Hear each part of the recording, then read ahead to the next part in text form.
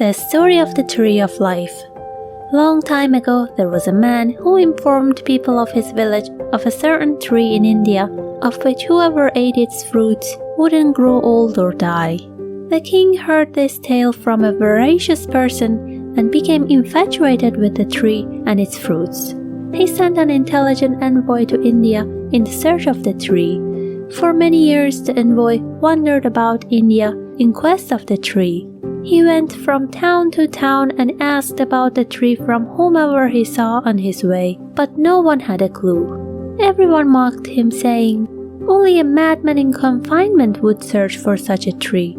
Many people slapped him teasingly, and many others told him, "O fortunate man, how should the inquiry of a clever and clear-minded person like you be devoid of result?" This patronizing respect to him was harder to bear than the slaps. But the king's envoy was determined to fulfill his quest and continued looking everywhere.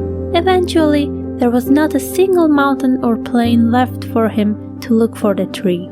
He heard different kinds of stories from everyone. Some people extolled him sarcastically, saying, "Oh Amir, the tree you are looking for can be found in such and such forest. It is tall and has huge branches." He searched through all of the forests, but no trace of the tree was discovered.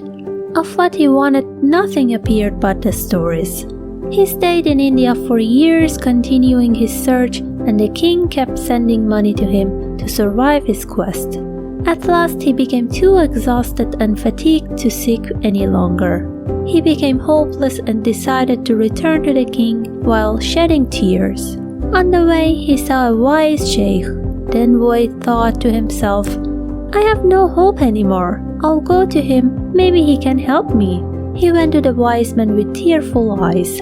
"Oh Sheikh," he cried, "it's the time for mercy and pity. I'm in despair.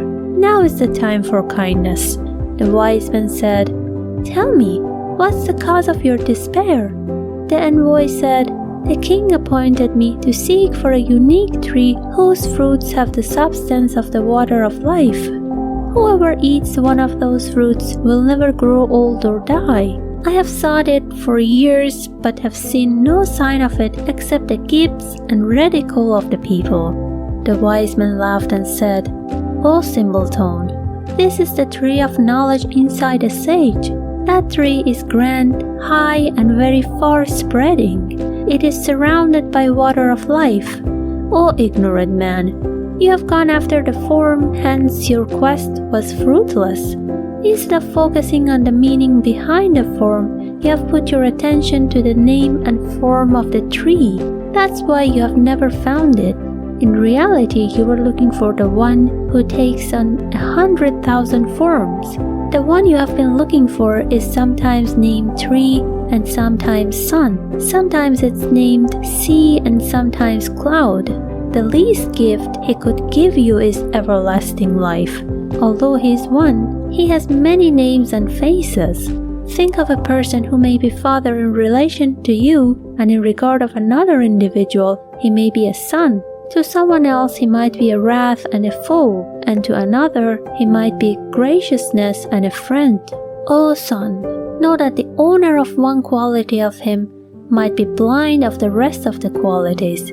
Why do you stick to the name tree to be disappointed and ill-fortuned? Pass on from the names and look at the attributes. If you do so, the attributes themselves may show you the way to the essence.